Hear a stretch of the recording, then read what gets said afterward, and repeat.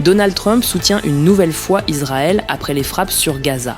3 semaines à peine après la mise en place d'un fragile cessez-le-feu qu'il avait lui-même contribué à négocier, l'ancien président américain a pris la parole pour défendre le droit d'Israël à riposter. Pour lui, l'État hébreu ne fait qu'exercer son droit à se défendre après de nouvelles attaques en provenance du territoire palestinien. Dans une déclaration ferme, Trump a prévenu le Hamas. S'ils ne respectent pas les termes de l'accord, cela pourrait être terminé pour eux. Un avertissement clair qui marque la ligne dure de Washington vis-à-vis du mouvement islamiste, mais aussi la complexité de maintenir la paix dans la région.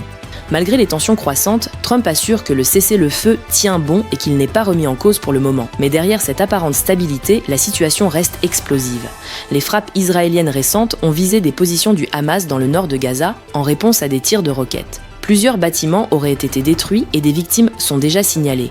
Du côté palestinien, les accusations fusent. Les dirigeants du Hamas dénoncent une violation de l'accord et appellent la communauté internationale à réagir.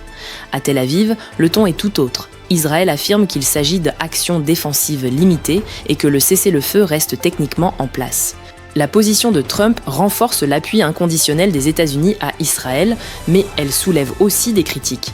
Certains observateurs craignent que ces déclarations donnent à l'armée israélienne une marge de manœuvre plus large, risquant d'entraîner une nouvelle escalade du conflit. D'autres estiment que Trump cherche avant tout à se présenter comme le garant de la sécurité d'Israël, un message fort à destination de son électorat et des milieux pro-israéliens américains, alors que la campagne politique s'intensifie. Sur le plan diplomatique, les alliés européens appellent à la retenue. L'Union européenne et plusieurs pays arabes rappellent que le cessez-le-feu, aussi fragile soit-il, reste le seul espoir d'éviter une reprise totale des hostilités. Mais sur le terrain, la réalité est tout autre. Gaza reste sous blocus, les civils vivent dans la peur et chaque échange de tirs ravive le souvenir d'une guerre à peine suspendue. Trump, lui, se félicite d'avoir obtenu le plus long cessez-le-feu depuis des années, tout en assumant que la paix ne peut exister sans dissuasion. Il martèle que la sécurité d'Israël passe avant tout. Une phrase qui résonne fortement dans un contexte où la moindre provocation pourrait rallumer la flamme du conflit.